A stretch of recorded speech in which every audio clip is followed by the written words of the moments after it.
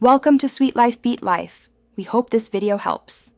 You'll begin by confirming compatibility and network state. On your laptop, open Display or Network Settings now. Choose the display protocol that matches your TV, Miracast, AirPlay, Chromecast. Once done, join the same Wi-Fi band as the TV or plug an HDMI cable directly for the fastest start. Make sure any TV casting app or screen sharing toggle is turned on so the laptop can discover it. You're creating the connection path.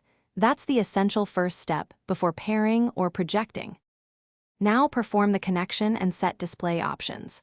On Windows, open Action Center and choose Project, then connect to a wireless display, select your TV and allow pairing.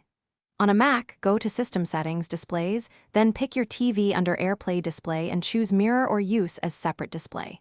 For Chromebooks, open Quick Settings, choose Cast, and pick the TV.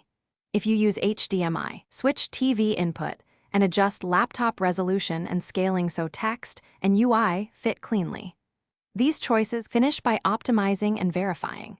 Once connected, set your laptop's resolution and scaling to match the TV's native resolution to avoid blur. Switch audio output to the TV if you need sound there.